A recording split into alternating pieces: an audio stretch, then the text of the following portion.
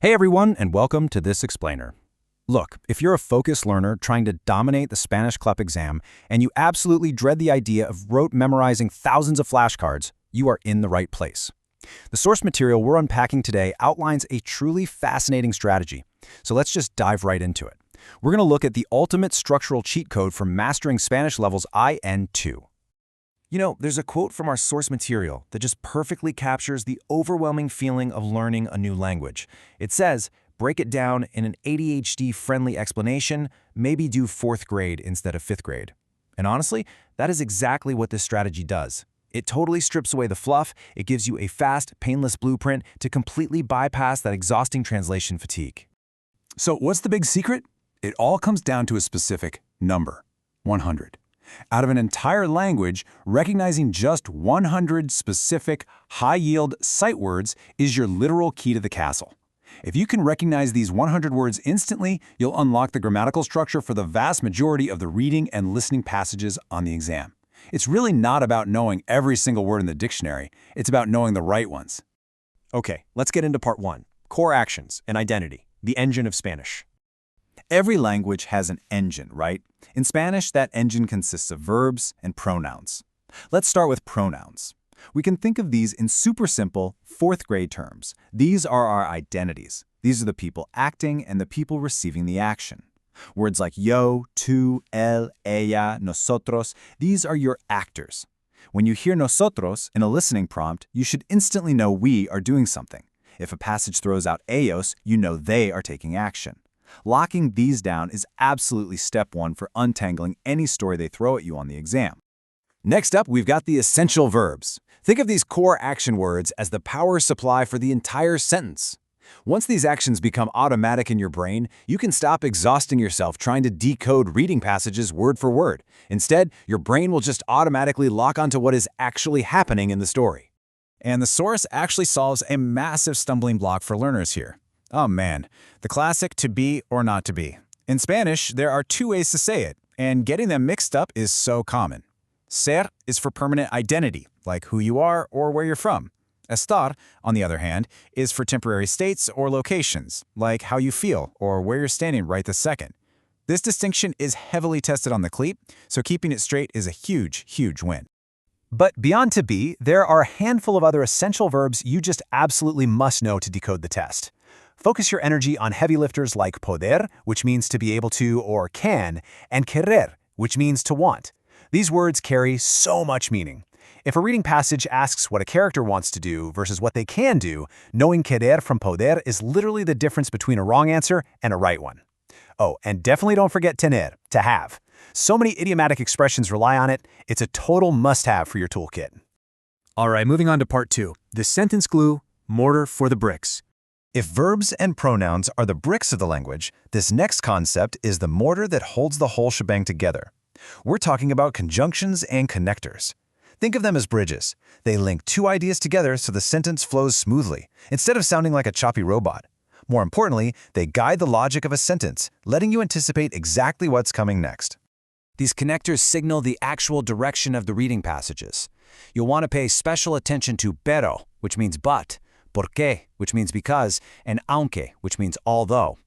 When a passage drops a pero or an aunque, that is a massive context clue that a twist or contradiction is coming up. And if you spot mientras, which means while, well now you know 2 things are happening at the exact same time. It's honestly like having a cheat sheet for the paragraph's logic. Alongside those connectors, we have articles and determiners.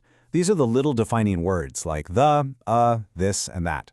They might seem kind of minor, but they tell you exactly which specific thing is being discussed. Are we talking about esta persona, meaning this person right here, or esa persona, that person way over there? Catching these little guys ensures you don't get tricked when the exam inevitably asks you to identify really specific details. Prepositions are equally crucial here. High-frequency pairs like con and sin, with and without, map out how things relate to each other.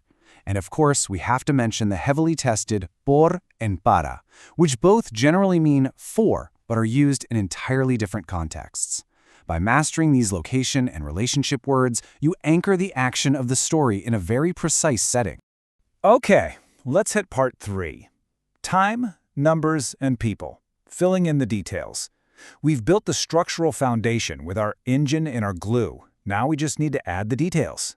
Question words are absolutely vital. Knowing exactly how a question starts is the key to finding the correct answer, especially when you're rushing through the listening sections. If you hear cuando, you're listening for a time. If you hear dónde, your brain should instantly start searching for a location. If you hear quién, boom, you need to identify a person. Being able to anticipate the required information like this saves you precious, precious seconds on the clock. And who are these passages actually about? People, right? Conversational reading prompts on the CLEP almost always involve everyday people and typical family relationships.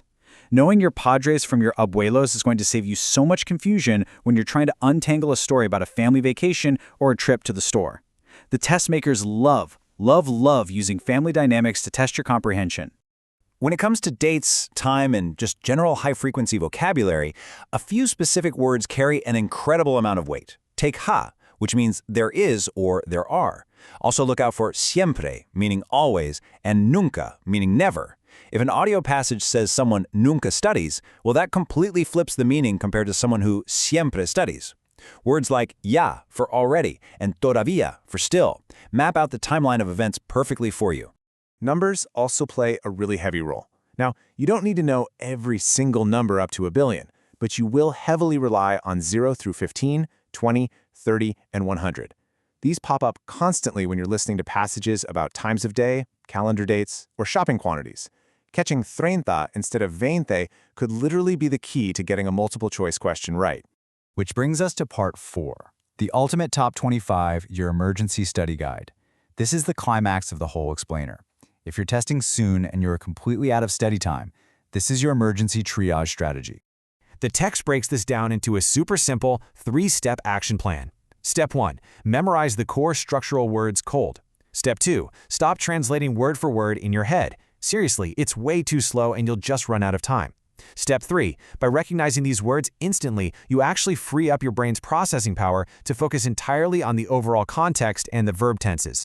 Distilling all of this down gives us the 25 highest yield words in the entire language for this specific exam. Just notice how this list perfectly combines our essential verbs, those core family members, time markers, question words, and our bridge connectors like por qué and aunque. These specific words appear in almost every single CLEP question. They are the true foundation.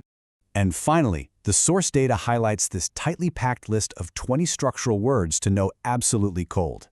It is really hard to overstate the sheer power of those small glue words down at the bottom, like hi for there is, ya for already, and todavía for still. When you know these instinctively, a reading passage transforms from a scary wall of confusing text right into a clear, structured story. So think about it for a second.